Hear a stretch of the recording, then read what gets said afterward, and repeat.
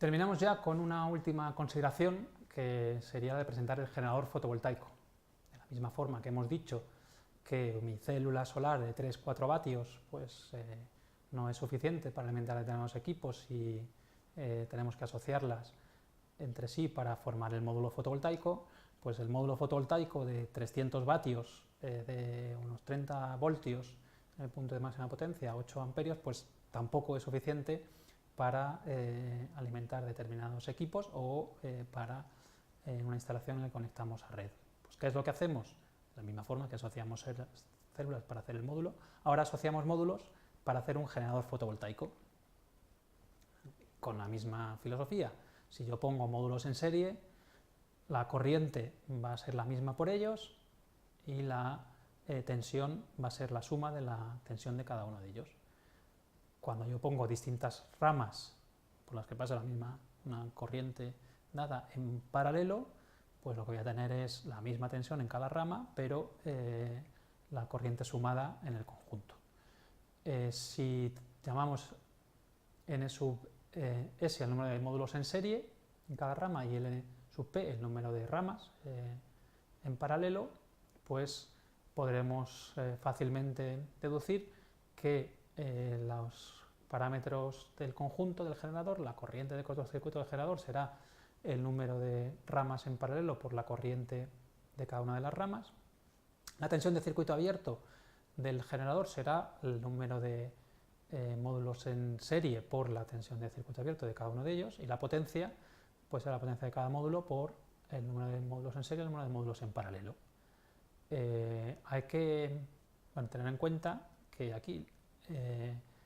para poder hacer esto tenemos que suponer que los módulos son idénticos. Nuevamente podemos entender que hay una cierta variación en los procesos de fabricación y eso no siempre va a ser posible, y entonces bueno, pues asumir que la corriente en una rama de módulos en serie pues va a venir limitada por el módulo que dé la menor corriente, y la tensión de una serie de ramas en paralelo pues va a venir dada por la rama que da menos tensión, ¿no? Y eso, bueno, introduce una serie de consideraciones en las que no vamos a entrar ahora. Simplemente podemos, bueno, una primera aproximación, asumir esta igualdad en los parámetros de los módulos del mismo fabricante y de del mismo modelo.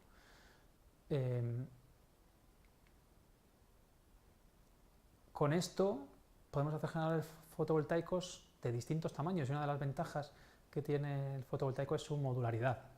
¿Qué quiere decir? Pues que yo, como se ve en la foto arriba a la izquierda, puedo hacer una pequeña instalación para una casa aislada, por ejemplo en un entorno rural de un país en vías de desarrollo, con un módulo, y con eso pues alimentar algunos puntos de luz, un enchufe para un cargador de móvil, una televisión, etcétera, algo sencillo. Puedo hacer instalaciones más grandes, como la que aparece en la foto de la arriba a la derecha, en donde se ve pues una serie de módulos, y bueno, podéis hacer una idea teniendo en cuenta que cada módulo es de unos, puede ser 300 vatios, de cuál es el tamaño de esa instalación. Esas instalaciones pueden estar en tierra, como es ese caso, o en la foto de abajo a la izquierda, que muestra la sede del Instituto de Energía Solar, aquí en la Escuela de Telecomunicación, se ve como en la terraza o en la fachada, a modo de parasoles, pues tenemos una instalación también con una serie de módulos. O podemos tener plantas, o que se llaman plantas solares o huertos solares, en el que lo que tenemos son miles de módulos, por ejemplo, para dar instalaciones que pueden, bueno, van cada vez siendo más grandes, y ahora podemos, hace poco podíamos hablar de instalaciones muy grandes de 60 megavatios, y ahora estamos hablando ya de instalaciones de cientos de megavatios, ¿vale? En donde, bueno, pues veremos algunos aspectos relacionados con la ingeniería de estas instalaciones, tipología e ingeniería de estas instalaciones, en el tema posterior, en el tema 9. Antes os quería proponer que resolváis este ejercicio, ¿vale? En el que vamos a coger un módulo fotovoltaico de Jinko Solar,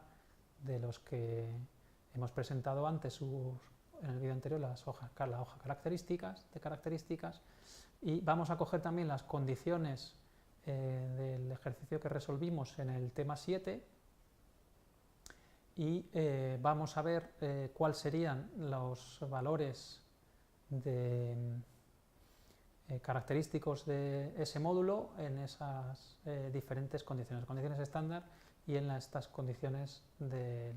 ejercicio 1, ¿vale? Entonces, la idea es que de la hoja de características cojáis los parámetros del módulo en condiciones estándar, del ejercicio 1 cojáis los valores de radiancia que daban para dos inclinaciones distintas en un lugar concreto y bueno, con las